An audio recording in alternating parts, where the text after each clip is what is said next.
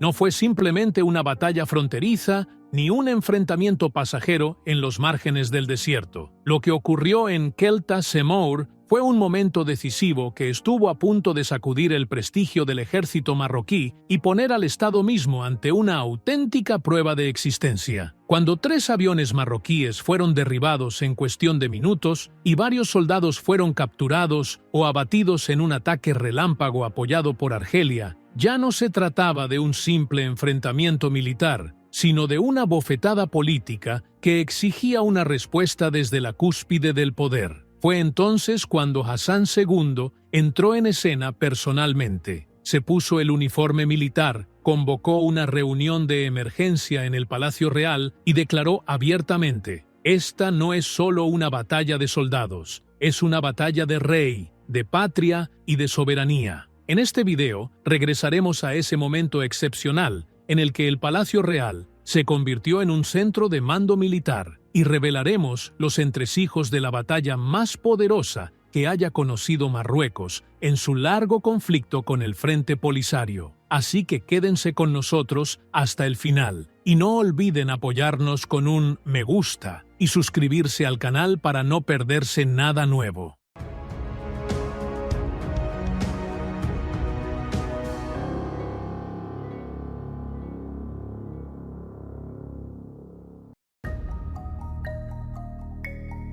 En 1975, la región fue testigo de una de las transformaciones geopolíticas más peligrosas en la historia del norte de África, tras la firma del Acuerdo Tripartito de Madrid, que puso fin oficialmente a la presencia española en el Sahara Occidental y distribuyó la administración del territorio entre Marruecos y Mauritania. Este acuerdo representó un momento crucial para Marruecos, que lo consideró una recuperación de un derecho histórico sobre tierras que veía como una extensión natural de su soberanía. En cambio, el Frente Polisario lo interpretó como una doble ocupación que atentaba contra su proyecto separatista, cuyo objetivo era liberar el Sahara Occidental de lo que consideraban una colonización marroquí. El Polisario respondió al acuerdo declarando la resistencia armada, iniciando una guerra de guerrillas contra posiciones marroquíes y mauritanas. Muy pronto recibió apoyo logístico y político de Argelia, que veía la presencia marroquí en el Sahara como una amenaza a su proyecto regional. Argelia ofreció bases, refugios, armas y entrenamiento a los combatientes del Polisario en coordinación con sus aliados del bloque del Este, como Cuba y la Alemania Oriental, además de Libia, que también aportó apoyo en ciertos periodos. Desde entonces, Marruecos entró en una larga etapa de conflicto armado, conocida más tarde como la Guerra del Sahara marroquí, que se convirtió en una prolongación del enfrentamiento entre dos conceptos: la unidad territorial y la secesión armada. Durante esta guerra, el ejército marroquí libró decenas de batallas en terrenos difíciles, en medio de una guerra de desgaste caracterizada por tácticas de ataque y retirada, incursiones sorpresa en el interior marroquí y operaciones de represalia a gran escala. En medio de la escalada que caracterizó la Guerra del Sahara marroquí, la batalla de Kelta Semour marcó un punto de inflexión decisivo en el desarrollo del conflicto entre Marruecos y el Frente Polisario, apoyado militar y logísticamente por Argelia. El año 1989 fue uno de los más tensos, cuando el Polisario decidió lanzar un ataque violento y sorpresivo contra posiciones avanzadas del ejército marroquí en la zona de Kelta Semour, conocida por su gran importancia estratégica dentro del cinturón defensivo de arena. No fue un simple enfrentamiento pasajero, sino una operación cuidadosamente planificada, con la que el Polisario buscaba lograr una victoria simbólica en el campo de batalla que pudiera ser utilizada con fines políticos y mediáticos. Durante esta ofensiva, 3 aviones marroquíes F-5 fueron derribados, y el ejército marroquí sufrió pérdidas humanas, incluyendo muertos y prisioneros, lo que provocó una fuerte conmoción dentro de la institución militar y llevó a elevar el estado de alerta al máximo nivel. De repente, pareció que el movimiento separatista había tomado la iniciativa, y los mensajes que se enviaban entre bastidores no dejaban lugar a dudas. Argelia quería dejar claro que el Polisario era capaz de golpear el corazón defensivo de Marruecos cuando quisiera. Sin embargo, la verdadera sorpresa no estuvo en el ataque en sí, sino en la respuesta que vino directamente desde el Palacio Real. La iniciativa no se dejó únicamente al mando militar. El rey Hassan II asumió personalmente el control de la situación. En una decisión sin precedentes, tanto política como militarmente, rompió los protocolos tradicionales y respondió a la escalada con una acción soberana de gran firmeza. Este movimiento rápido del monarca cambió completamente el equilibrio del poder dentro del Estado. La batalla que se libraba en las arenas de Kelta Semur dejaba de ser un simple enfrentamiento territorial para convertirse en una cuestión de soberanía y dignidad nacional. A partir de ese momento, comenzaron a delinearse los fundamentos de lo que más tarde se conocería como el Proyecto de Defensa Nacional Marroquí en el Sahara, basado en la integración del liderazgo político y militar bajo la dirección directa del rey. En un momento histórico excepcional, el rey Hassan II decidió romper con todas las normas del protocolo real y pasar del papel simbólico del monarca al del comandante real en el terreno. Cuando se vistió con el uniforme militar completo, no fue un gesto emocional ni una simple imagen para levantar la moral, sino una expresión clara de la entrada directa del liderazgo político en la línea de fuego, en uno de los momentos más tensos de la Guerra del Sahara marroquí. El rey apareció en el Palacio Real con su uniforme militar, donde presidió una reunión extraordinaria del Estado Mayor General y anunció personalmente el inicio de las operaciones defensivas, en respuesta al ataque del Frente Polisario contra las posiciones marroquíes en Kelta Semur. Este anuncio fue, en esencia, una declaración de guerra pronunciada con el lenguaje de la autoridad suprema, plenamente consciente de que la soberanía nacional no se negocia y que cualquier violación del territorio debe enfrentarse con una decisión política firme. En un discurso interno filtrado posteriormente y difundido ampliamente por la opinión pública, se atribuye al rey la siguiente frase: «Si cae Kelta Semur, cae parte del honor de la patria, y yo no permitiré eso». Estas palabras fueron suficientes para grabar la batalla en la memoria colectiva del pueblo marroquí como la más emblemática en la historia del país contra el Polisario, no solo por su ferocidad militar, sino también por el profundo significado soberano y político que la acompañó.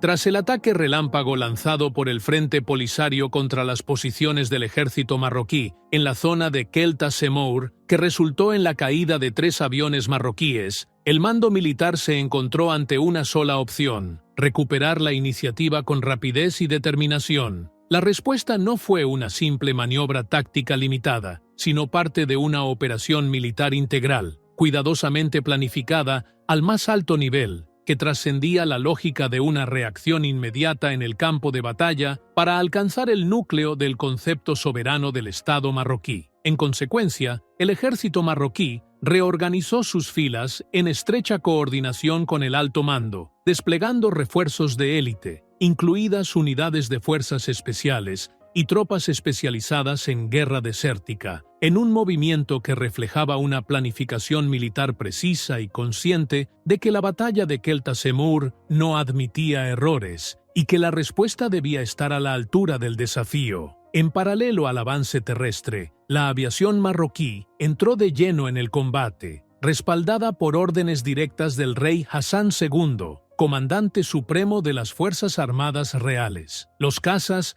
Mirage franceses y los F-5 estadounidenses despegaron de bases aéreas nacionales y ejecutaron misiones precisas contra los puntos de concentración del Frente Polisario, previamente identificados mediante reconocimientos aéreos detallados. El objetivo no era simbólico ni meramente vengativo, sino golpear la infraestructura ofensiva del enemigo y neutralizar su capacidad de lanzar nuevos ataques en el futuro cercano. Esta operación aérea no fue una simple continuación de los bombardeos previos, sino la primera vez que se reactivaban este tipo de cazas desde el ataque inicial, lo que otorgó a la ofensiva un nuevo impulso y una fuerte moral de combate. Bajo una cobertura aérea eficaz, las fuerzas terrestres pudieron avanzar, transformando el desierto en un escenario ardiente y abierto, desorientando a un enemigo que solía basar su ventaja en la sorpresa y la retirada rápida. Las noches que siguieron a los bombardeos se convirtieron en un espectáculo imponente, casi épico. El cielo se encendía con las llamas de las incursiones nocturnas. La tierra temblaba bajo el estruendo de bombas y artillería, y los blindados marroquíes avanzaban con firmeza a pesar de las duras condiciones del desierto. Los soldados se enfrentaron a combates intensos contra un enemigo que conocía bien el terreno y dominaba las tácticas de asalto rápido. Pero esta vez, la ventaja no estaba en el terreno ni en la sorpresa, sino en quien poseía el dominio aéreo y el respaldo institucional pleno, con superioridad numérica y tecnológica.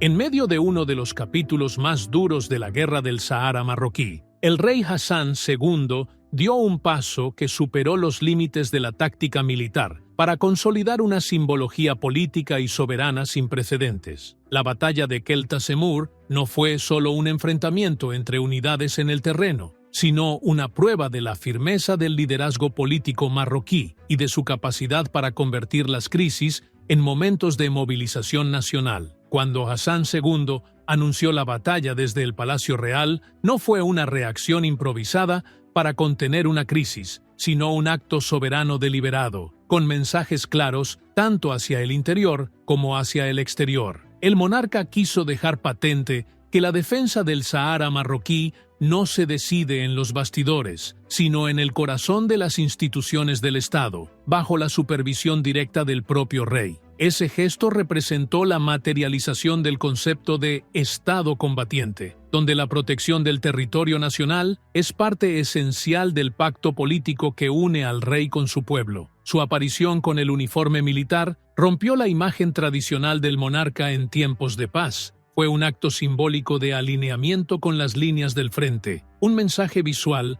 de que la batalla concernía tanto a la cúspide del poder como a su base, y de que el ejército no luchaba solo. El uniforme no era simplemente una vestimenta, era una declaración de lealtad al territorio, una señal personal de compromiso del comandante supremo de las Fuerzas Armadas en la batalla por la soberanía. En el momento en que los medios informaban sobre la caída de 3 aviones marroquíes, Marruecos rehusó adoptar el discurso de la víctima. Optó, en cambio, por elevar el tono política y militarmente, no como una reacción emocional, sino como la declaración de nacimiento del proyecto de defensa nacional en el Sahara, una estrategia de Estado que integra la decisión política con la acción militar, basada en la convicción de que la disuasión no se construye solo con cañones, sino con la confianza en la legitimidad de la causa y la centralidad del liderazgo.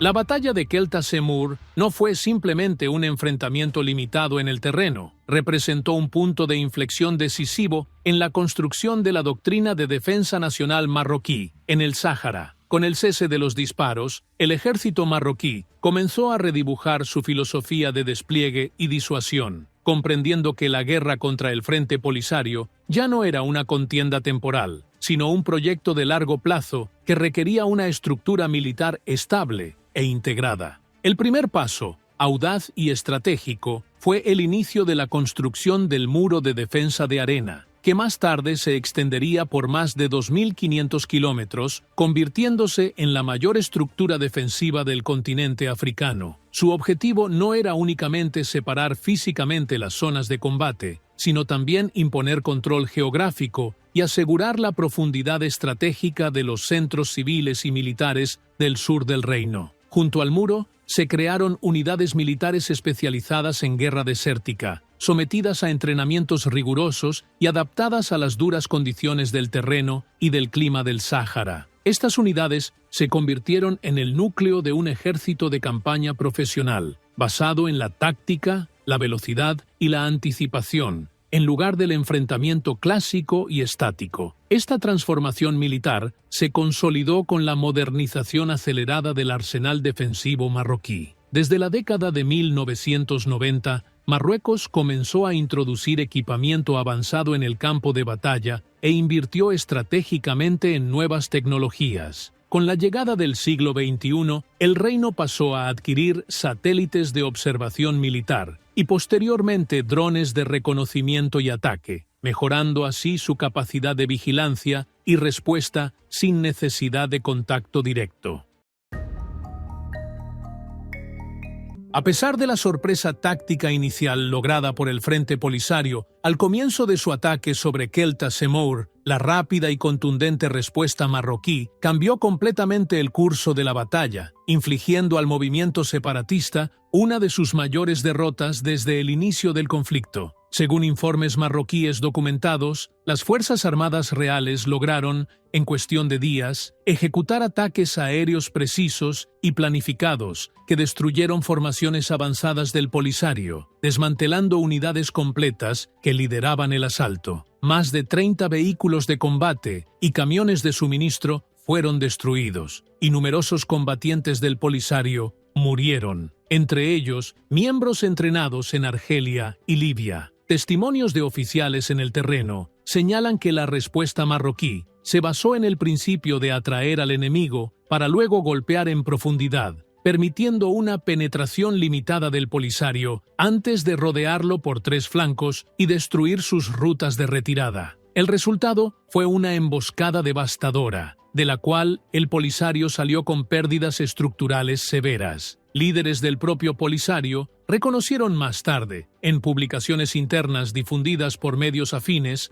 que la batalla de Kelta Semour fue uno de los mayores fracasos organizativos del movimiento desde el inicio de la guerra, afirmando que la respuesta marroquí superó todas las previsiones tácticas sobre las que se había planificado el ataque. En el plano regional, Argelia, principal respaldo del Polisario, recibió una derrota política indirecta, evitó emitir comunicados públicos de apoyo tras la batalla y se limitó a declaraciones vagas en medios oficiales, lo que se interpretó como un signo de desconcierto estratégico. A nivel internacional, la batalla fortaleció notablemente la posición diplomática de Marruecos. En los meses posteriores, se registró un mayor acercamiento entre Rabat y varias capitales europeas, destacando Francia, que reafirmó su apoyo a la soberanía marroquí sobre el Sáhara. Asimismo, informes de inteligencia estadounidense revelaron que Washington, a través de sus canales en el norte de África, reclasificó al Frente Polisario como un movimiento armado inestable, difícil de controlar políticamente, lo que reforzó la posición de Marruecos ante las Naciones Unidas. El impacto más profundo, sin embargo, fue moral y mediático. Mientras el Polisario intentaba capitalizar su ataque en el ámbito político, terminó a la defensiva, frente a una prensa internacional que destacó la disciplina y contundencia de la respuesta marroquí, frente al silencio y desorientación de los líderes del Polisario ante sus propias pérdidas. Y para concluir, Kelta Semour no fue simplemente un frente de batalla, sino un momento de revelación. Allí cayó el velo sobre la verdadera naturaleza del conflicto y se delinearon los rasgos de la decisión final. La entrada del rey Hassan II en la batalla fue una declaración implícita de que las guerras por la soberanía no se dirigen desde la retaguardia, sino desde el corazón mismo, porque cuando un líder desea la victoria, debe empuñar el fusil antes que redactar el discurso. Y así llegamos al final del video de hoy. No olviden suscribirse al canal y activar la campanita de notificaciones para no perderse nada de nuestro contenido más reciente.